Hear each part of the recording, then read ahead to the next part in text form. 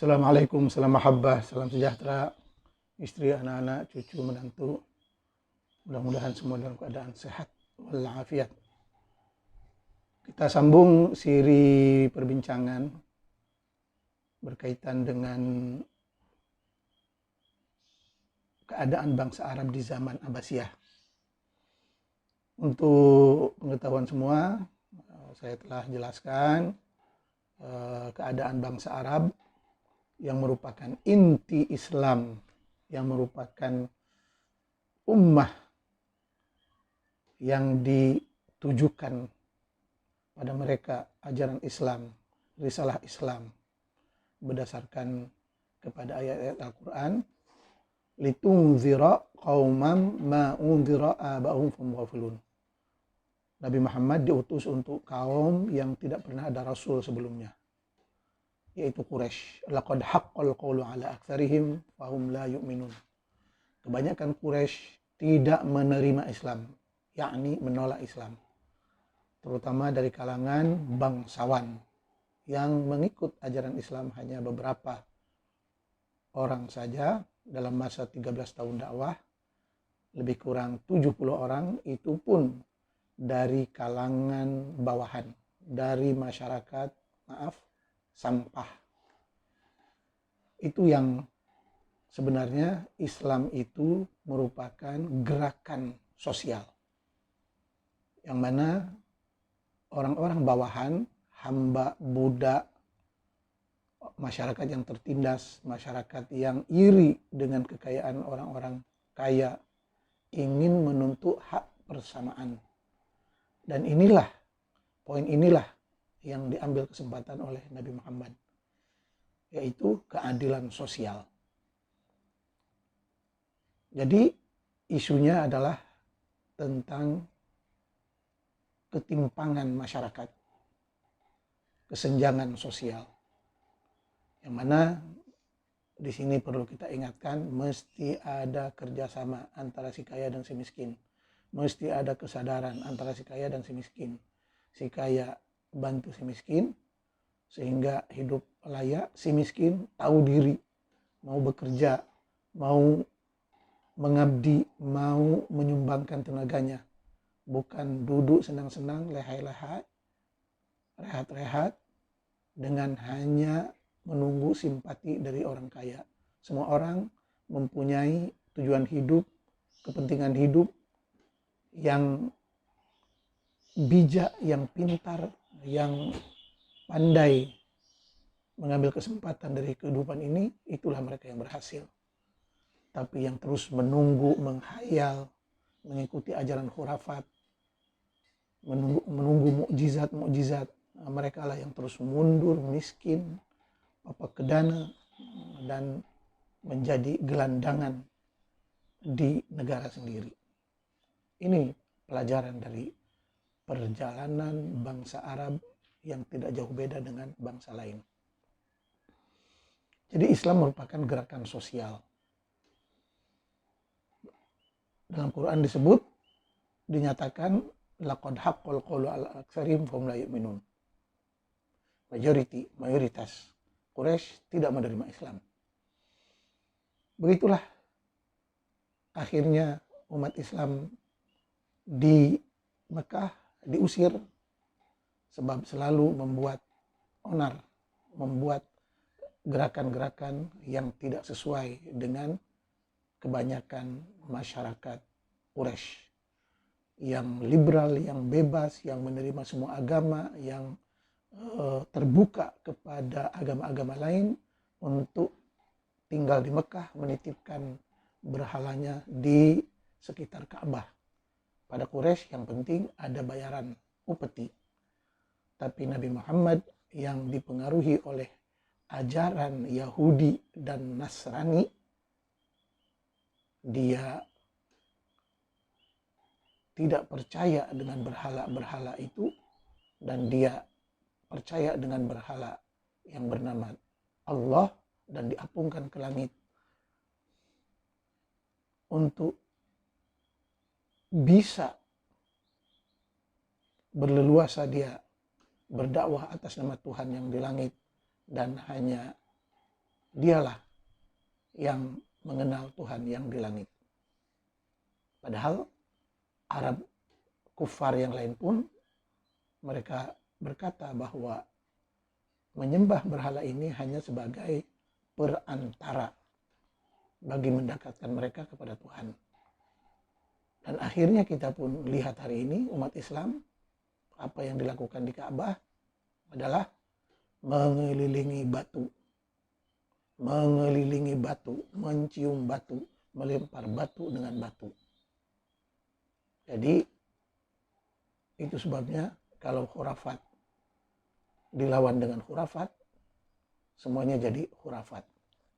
Maka kita perlu sadar bahwa semua agama lahir dari tradisinya. Walikulli ummatin ja'alna mansakan hum nasiku. Quran. Setiap umat ada cara ibadahnya. Lakum dinukum waliyadin. La ikraha fid din. Bagi kamu agama kamu, bagi saya agama saya. Tidak ada paksaan.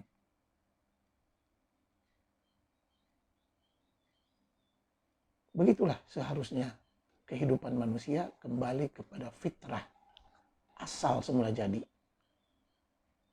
Maksudnya asal manusia lahir saja tidak ada agama, tanpa agama. Bila manusia beragama setelah dipengaruhi oleh kedua orang tuanya. Kalau anak itu lahir dari keluarga Muslim, ya akan lahir Muslim. Kalau lahir dari keluarga Hindu, akan jadi Hindu.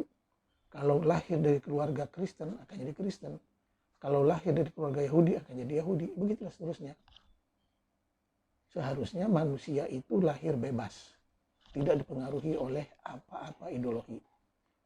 Tapi nampaknya semua agama telah menekan, memaksa ajarannya kepada anak yang masih bersih, suci, tanpa agama. Maka itu di negara-negara maju, biarkan anak itu bebas. Sehingga dia pada usia dewasa memilih mau agama apa, mau kepercayaan apa. Setelah dia mengerti konsep-konsep keagamaan, semua agama. Begitulah umat Islam yang 70 itu 2 kali hijrah. Hijrah pertama waktu masih minoritas lagi ke Habsyah, disambut Raja Kristen, Najasyi. Begitu baik Raja Kristen dan membuka kepada pelarian umat Islam. Tapi akhirnya hari ini umat Islam tidak mengenang jasa Najasyi yang Kristen. Begitu juga pada hijrah kali kedua, para pendatang muhajirin yang terusir datang ke Madinah disambut oleh Aus dan Khazraj atau Ansar yang begitu baik sekali. Tapi setelah mereka berhasil mendirikan masyarakat muhajirin, mereka malah menafikan segala hak Ansar. Bahkan Ansar dalam pemerintahan Al-Khulafa Ar-Rasyidin dan pemerintahan seterusnya tidak mendapat apa-apa privilege, tidak mendapat apa-apa keistimewaan. Begitulah kelakuan para pendatang dimanapun, kapanpun, kalau dia tidak sadar diri, lupa diri. Padahal yang sangat berjasa terhadap Islam itu di era Madinah adalah Al-Ansar. Tapi setelah kematian Nabi, Al-Ansar yang coba ingin melantik pemimpin dari kalangan mereka dihalang keras, dibantah keras oleh Umar dengan berkata, Al-A'immatu min Quraisy, pemimpin mesti dari Quraisy. Lihat, di sini munculnya rasis dan apartheid perkauman. Itu sejarah. Dan itu yang terus riwayatkan, dinukil dari generasi ke generasi yang lain. Jadi bangsa Arab, baik Muhajirin, baik Ansor, baik Arab Yahudi, Arab Nasrani yang ada di Madinah, tidak baik-baik saja. Bahkan di Madinah muncul lagi satu kaum yang dipanggil Al-Munafiqun, para munafikun. Dan para munafikun ini kebanyakannya dari kalangan sahabat juga, yang menyembunyikan keimanan, yang menyembunyikan kekufuran, yang menyembunyikan kekufuran dan menunjukkan kesetiaan. Padahal mereka terus mencari-cari kesempatan untuk saling mencari kepentingan, keuntungan dari dakwah Islam yang semakin mendapat sambutan. Akhirnya kita lihat dari perjalanan Nabi dan khalifah-khalifahnya, semuanya terbunuh dengan cara diracun. Nabi Muhammad terbunuh diracun, Abu Bakar terbunuh diracun, Umar terbunuh ditikam, Utsman terbunuh dicincang oleh kalangan sahabat juga. Ali terbunuh ditikam oleh tokoh agamawan yang hafiz, yaitu Abdurrahman bin Muljam. Jadi dari situ pun sudah menunjukkan ketidakberesan masyarakat Islam zaman sebelum Islam, setelah Islam, pada era Khulafa ar-Rasyidun. Beralih ke zaman Bani Umayyah, dia ingin mengembalikan kegemilangan bangsa Arab di zaman Jahiliyah atau sebelum Islam. Yang mana bangsa Arab sebelum Islam sangat bangga dengan kabilah masing-masing, dengan jati diri masing-masing. Dan Bani Umayyah menganggap bahwa dialah Quraisy, dialah yang paling berhak meneruskan perjuangan Islam ini berdasarkan kepada ayat Quran, li'ilafi Quraisyin ilafihim falyabudu rabb hadzal bait. Ayat seterusnya. Jadi jelas Quran dan beberapa hadis menyatakan bahwa Islam ini hanya untuk kabilah Quraisy. Ratusan ribuan kabilah yang ada di Jazirah Arab yang disebut hanya Quraisy. Li'ilafi Quraisyin ilafihim falyabudu rabb hadzal bait. Jelas. Kita selalu membaca surah ini tapi tidak pernah dimengerti. Hanya mengulang-ulang untuk mendapat berkat. Padahal Quran untuk ditadabbur, difahami, dihayati, diamalkan. Terus kata Quran, wa ma arsalna min rasulin illa bilisani qaumihi. Kami mengutus Muhammad dari Arab Quraisy untuk Arab Quraisy dengan bahasa Arab Quraisy. Nyata dalam sejarah pengumpulan Quran kali kedua, Khalifah Utsman berkata, "Uktubul Quran bilughati Quraisy." Tulislah Quran dengan bahasa Quraisy, dengan bahasa Arab Quraisy. Jelas di sini dari ayat-ayat Quran dan cerita hadis menunjukkan bahwa Islam ini hanya untuk Arab Quraisy. Tidak ada hubungannya dengan bangsa Arab lain. Adakah Mesir Quraisy? Adakah Jordan Quraisy? Adakah Yaman Quraisy? Adakah Indonesia Quraisy? Tidak. Jadi kalau mau jadi Islam, mesti jadi Quraisy.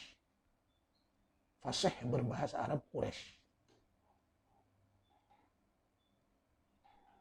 Terus kata Quran lagi, wa ma kunna mu'azzibina hatta nab'atsa rasula. Umat ataupun kaum yang tidak punya nabi tidak akan disiksa. Sudah aman, nyaman.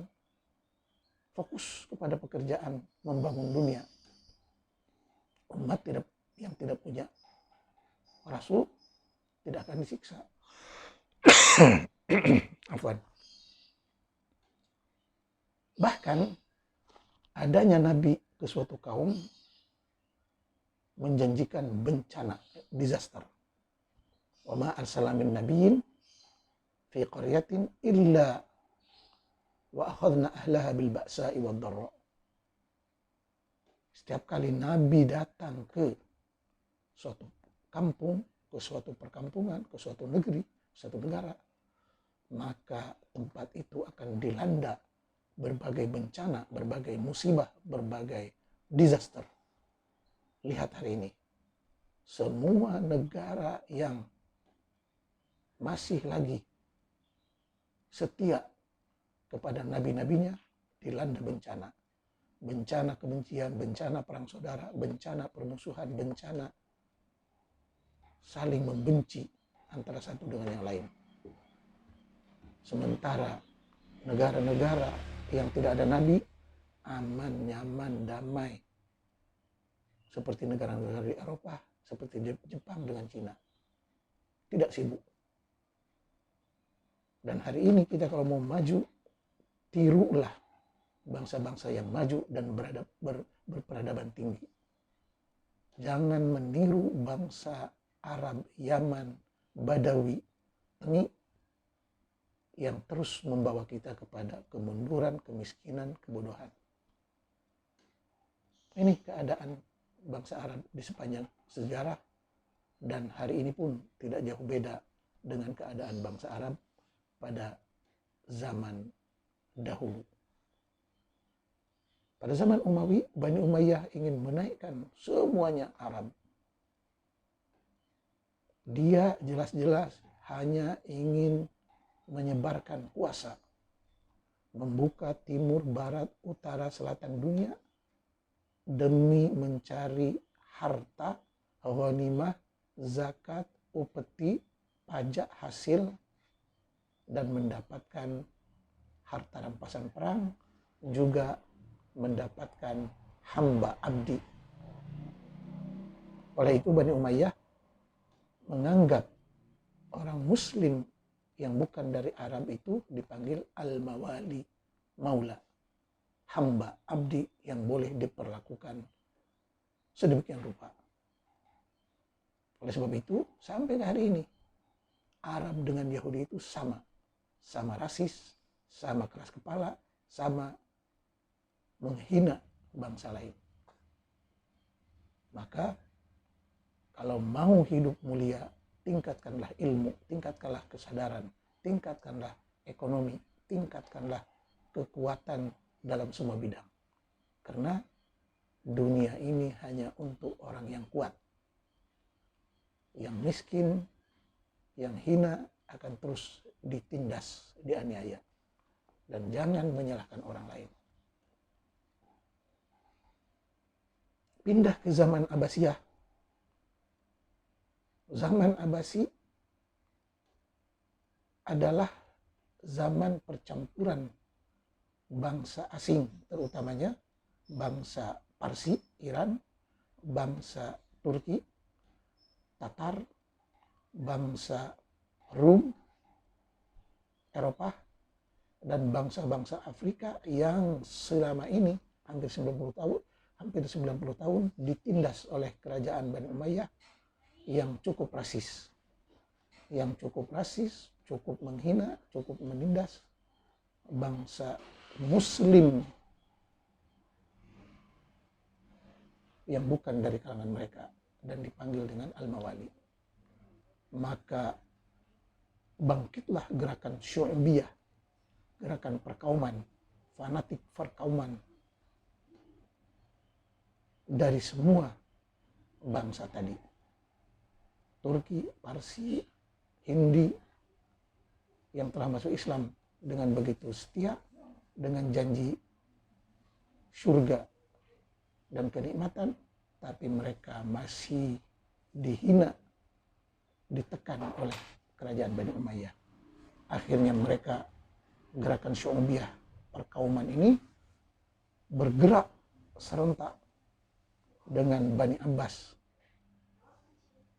yang disokong oleh Bani Alawi yang semuanya menyimpan dendam terhadap kezaliman penindasan Bani Umayyah dan berhasil menggulingkan Bani Umayyah. Bahkan kuburan-kuburan Bani Umayyah dikeluarkan dan tulang benulangnya dibakar. Begitulah kebencian umat Islam terhadap Bani Umayyah. Jadi bagi mereka yang masih tergila-gila dengan sistem kekhilafahan, khalifah yang mana yang mau ditiru? Baca sejarah. Paling tidak yang terdekat sejarah Tarikh Al-Adab Al-Arabi yang berpuluh-puluh jilid. Tarikh Adab Arabi karya Umar Farruh, karya Syauqi Dhaif, karya Jurji Zaidan, karya Az-Zayyat dan lain-lain. Sebelum mengkaji tarikh At-Tabari, Ibnul Athir dan Ibnu Katsir. Hari ini semuanya terbongkar. Jangan hanya menjadi muslim ikut-ikutan. Dan orang Islam pun, terutama di Indo ini, jangan mau tertipu, terpedaya dengan slogan-slogan Islam rahmatan lil alamin. Islam politik yang dibawa oleh mereka-mereka yang gila tahta harta wanita adalah Islam laknat dan kutukan yang terus membawa bencana dan musibah pembunuhan. Sedangkan kita hidup hanya di sini. Kita mesti memakmurkan dunia ini. Dan Allah hanya mewariskan kekayaan bumi ini kepada manusia-manusia yang berguna, yang bermanfaat, yang berilmu pengetahuan. Jangan salahkan Allah kalau umat Islam mundur, miskin, hina. Sebab Quran pun berkata, innallaha la yughayyiru ma biqaumin hatta yughayyiru ma bi anfusihim. Allah tidak akan merubah nasib kaum seseorang sehingga dia merubah nasibnya sendiri. Wa allaysa lil insani illa ma sa'a. Manusia itu prestasinya, kemuliaannya dari hasil kerjanya. Dari hasil kerjanya. Ayo kita kerja untuk memakmurkan bumi ini dalam semua bidang. Ekonomi, teknologi, pertanian, industri, peternakan, teknologi, dan lain-lain. Yang mana umat Islam masih jauh ketinggalan dalam semua bidang ini. Kita bisa lihat mana ada umat Islam, mana ada negara Islam yang maju dalam bidang teknologi. Semuanya menikmati hasil-hasil karya orang kafir, karya orang ateis, karya orang-orang Kristen dan Yahudi. Udah gitu dengan bangganya berdoa, Allahumma ahlik az-zalimin biz-zalimin wa akhrijna min bainihim salimin.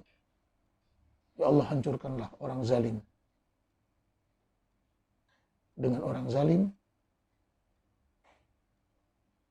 dan selamatkanlah kami dari mereka.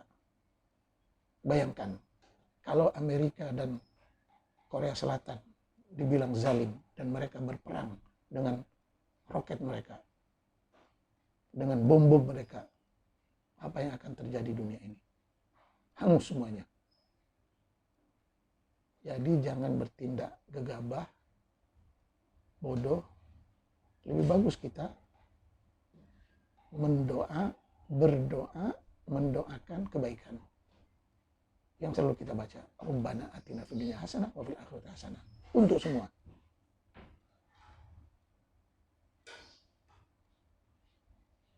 Kita umat Islam di semua negara Islam mendapat makanan, susu, dan lain-lain pun dari negara kafir. Mobil, pesawat, alat-alat canggih dari negara kafir. Apa yang mau kita banggakan? Makanya kalau maju, ikut cara-cara negara maju. Jangan malah mau maju, tapi berkiblat ke ajaran Arab Badawi Quraisy 1500 tahun ke belakang. Terus ke belakang. Jadi Bani Umayyah dijatuhkan oleh kelompok Syu'biyah dengan Bani Hashim, dengan Alawiyin Syiah, dan semua perpaduan itu berhasil menjatuhkan Bani Umayyah yang zalim, penindas. Dan setelah kejatuhan Bani Umayyah, bangsa Parsi berkata, selamat tinggal Arab, selamat tinggal Islam. Selamat tinggal Arab, selamat tinggal Islam.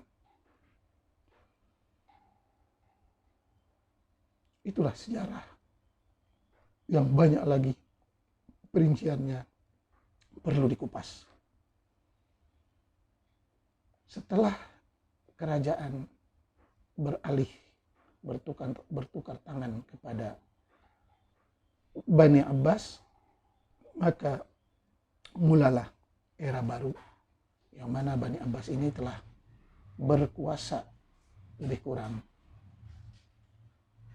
500 tahun, dan perangai fi'il Bani Abbas pun tidak jauh beda dengan bangsa Arab Quraisy yang masih juga menindas dan menghina bangsa Islam bukan Arab.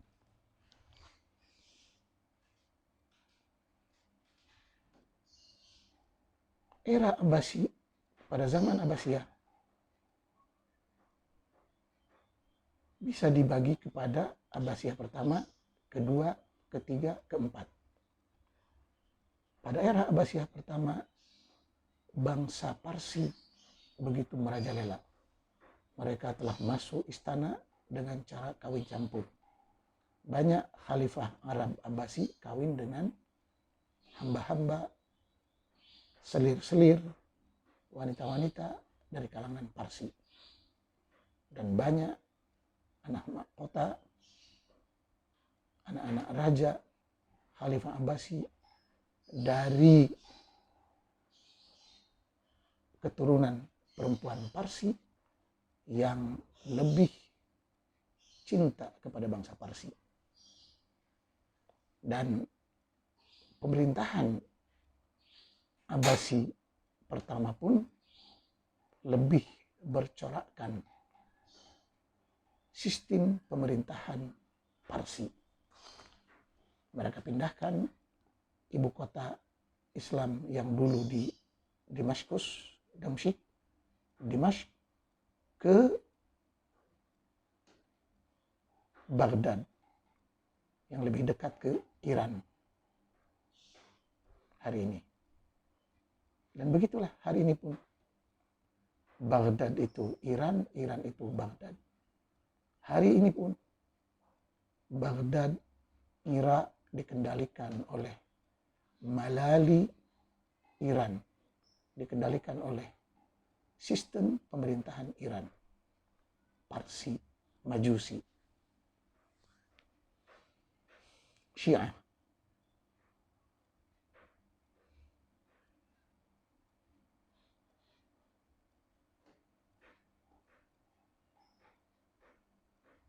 Begitulah seterusnya. Pada era Abbasi kedua, bangsa Turki, Tatar, yang mula masuk dengan pelan-pelan, dan mereka mengalami persaingan sengit antara pengaruh Parsi dengan pengaruh Turki,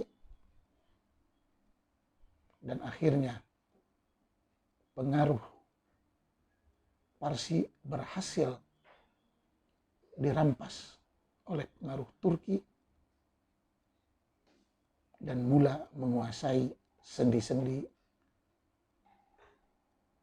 jabatan-jabatan dalam kerajaan Abbasiyah. Dan akhirnya kerajaan Turki pun berhasil, yaitu kerajaan As-Salajiqah. Kerajaan As-Salajiqah. Kita tahu bangsa Turki itu bangsa Tatar dari kawasan Cina hari ini dan kawasan Rusia. Tapi mereka bagaimana mensiasati untuk menguasai Islam dengan ramai-ramai masuk Islam, tapi menyimpan dendam kepada bangsa Arab. Begitu juga bangsa Parsi sebelumnya. Mereka sebenarnya masuk Islam secara pura-pura dan menyimpan dendam terhadap bangsa Arab penjajah. Maka hari ini pun kalau kita lihat Iran dengan Turki, Iran pewaris kepada bangsa Parsi, Majusi, Turki pewaris kepada bangsa Turki, Tatar, mereka kedua-duanya menyimpan dendam kepada bangsa Arab penjajah. Sebab Arab asli itu Quraisy. Untuk apa mereka menjajah ke utara, selatan, timur, barat atas nama Islam? Sehingga negara-negara Afrika Utara yang dulunya bukan Arab dipanggil Arab.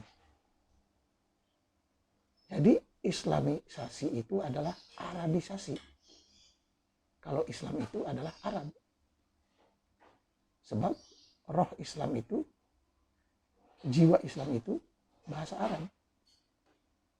Itu yang dibilang bahasa jiwa bangsa. Maka Muslim itu mesti Arab. Kalau Muslim tidak menguasai bahasa Arab, bagaikan raga tanpa jiwa. Begitulah perjalanan Abbasiyah. Pada era pertama dikuasai bangsa Parsi, pada era kedua dikuasai Turki, pada era seterusnya dikuasai oleh Al-Mamalik. Al-Mamalik ini dari namanya pun Mamluk, yaitu kumpulan manusia-manusia hamba abdi yang dikumpulkan oleh khalifah-khalifah Abbasiyah untuk mengabdi kepada kerajaan Abbasiyah, tapi akhirnya mereka membentuk kekuatan para hamba ini dan menguasai pemerintahan kerajaan Abbasiyah. Dipanggil dengan Daulah Al-Mamalik. Begitu. Semuanya demi harta, tahta, wanita. Demi kenikmatan dunia, demi seks, dan demi harta. Islam itu dari sepanjang perjalanan bangsa Arab hanya dijadikan tumbal, dijadikan tunggangan. Persis gerakan-gerakan Islam hari ini yang menjadikan Islam hanya sebagai tunggangan, tumbal atas nama bagi meraih harta, tahta, dan wanita. Kita lihat kebanyakan kepala-kepala gerakan Islam, tokoh-tokoh Islam, organisasi Islam, pusat pendidikan Islam. Lihat berapa istrinya, berapa harta kekayaannya, bagaimana kedudukannya. Semuanya mencari kehidupan. Semuanya mencari kenikmatan. Semuanya mencari kepuasan. Dan itu lumrah, manusiawi. Sebab kita manusia memerlukan itu semua. Tapi yang gentle, yang terhormat, yang mulia, jangan menipu. Jangan menista agama. Jangan menindas bangsa lain atas nama agama. Hari ini semuanya terbuka. Hari ini semuanya orang bisa mencari sejarah-sejarah ini. Hanya merekalah yang mabuk agama, yang digelapkan, yang dibutakan mata dan hati nuraninya untuk tidak mau tahu tentang sejarah perjalanan bangsa Arab.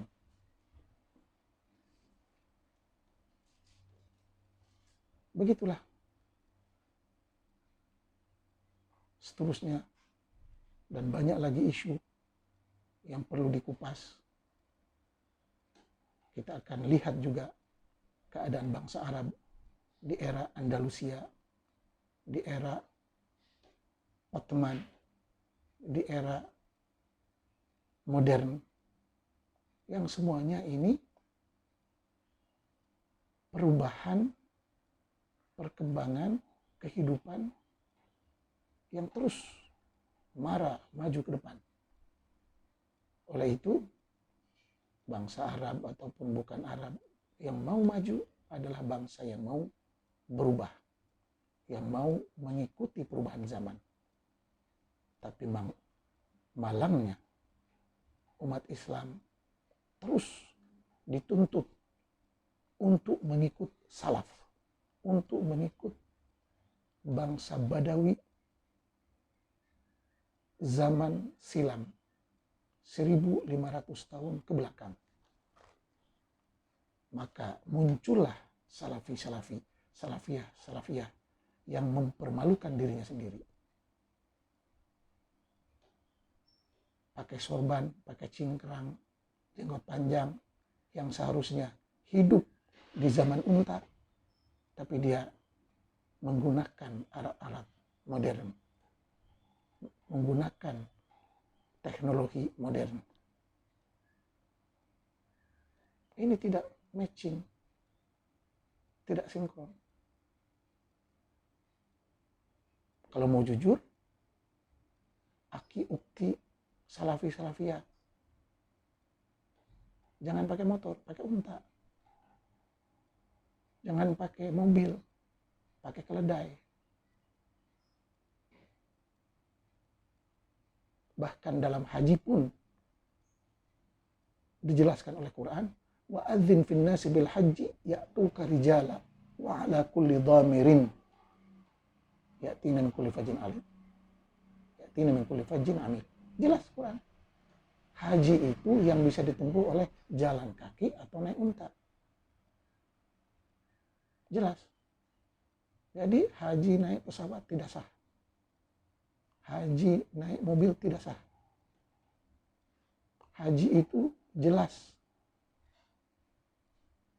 diterangkan oleh Quran, ya'tuka rijalan, jalan kaki, wa ala kulli dhamirin, naik unta.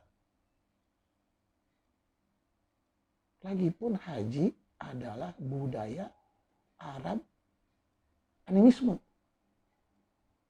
Budaya Arab, Quraisy. Apa hubungannya dengan bangsa Indonesia?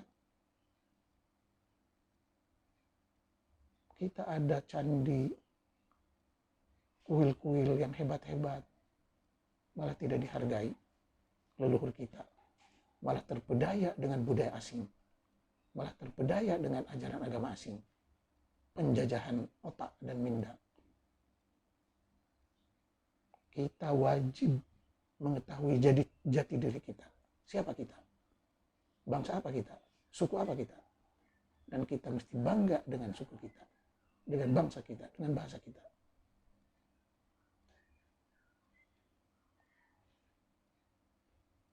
Bangsa yang tidak mempunyai jati diri bagaikan bulu yang ditiup angin.